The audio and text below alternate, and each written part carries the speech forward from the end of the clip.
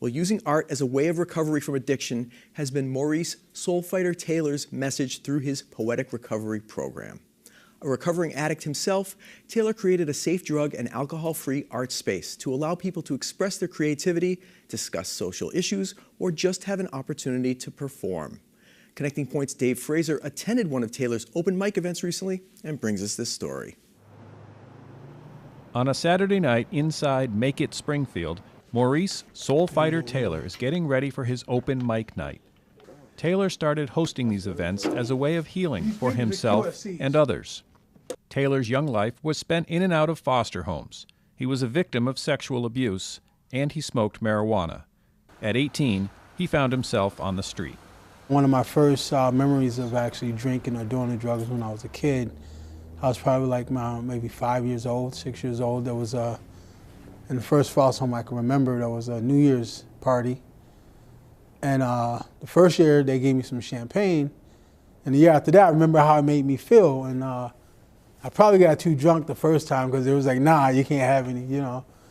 And the next day I went downstairs and I seen all these glasses and stuff. And some of them had a little bit in it. And some crazy idea just came over me. It was like, take all those and pour it onto one glass.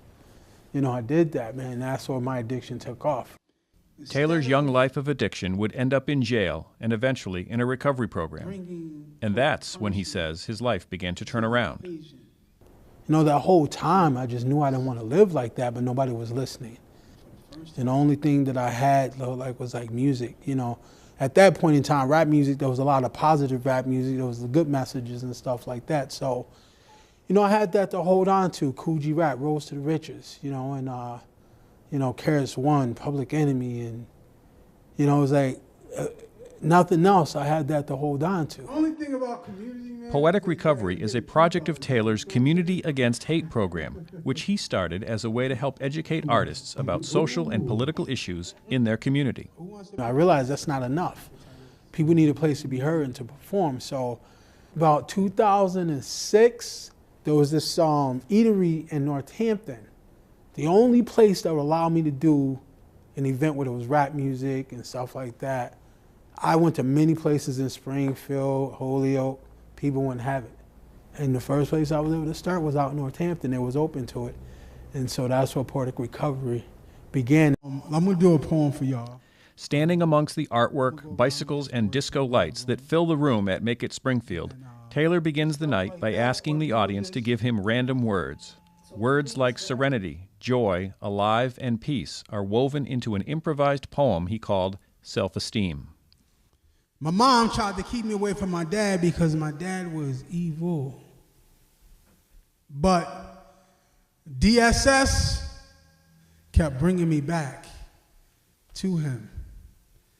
I'm not even going to get into the abuse of the sexual molestation and so on and so forth, but my self-esteem was destroyed long ago.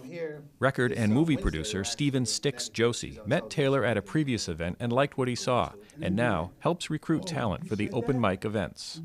And life is a recovery, and it doesn't matter. We're all recovering from something. There's all types of different addictions. So when I see a gentleman like that who's constantly doing things, being consistent with it, I wanted to be part of that. As the night continued, other artists took the stage, some reading poetry, others sang, and then Kalina from Springfield shared her story about domestic violence. Is that what you want? Your woman to be intimidated by you, walking around here with bruises and black eyes, me, the woman that loves you? Do you even know how many times you put your hands on me? Hell, I can't even answer that question. So many times I lost count. I am a victim of domestic violence, and that was a way of getting my story and my pain out on paper and dealing with it, living through it, and overcoming it. Something had to make us stand. Let me get some claps. Let's go. Whoa. Another performer who signed up that night was a young man from Springfield named Gavinci.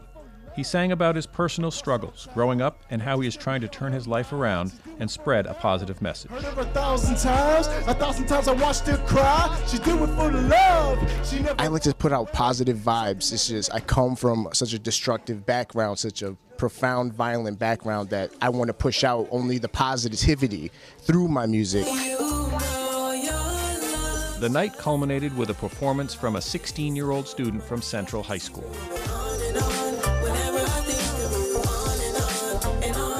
I have a passion for music. I've always had a passion since I was younger. So everything I do out of love, and it's the best feeling in the world. Like, being on that stage is just the best. Thank you. Take away. For many of the young artists who took the stage that night, it gave them an opportunity to share a message with an audience, to help heal something that had wounded them, and to express an artistic talent that they may not have been able to share before. Put our feelings on paper. It's not the event that gets me, it's when people come up to me and they're like, yo, you know, when you did this poem and you said that, this is how it made me feel. And like they start opening up and that dialogue can begin, right? That's when I know that like the work is really happening. Come on out, man. It's all about having fun, using music to uplift and healing. Thank y'all very much. Have a good night.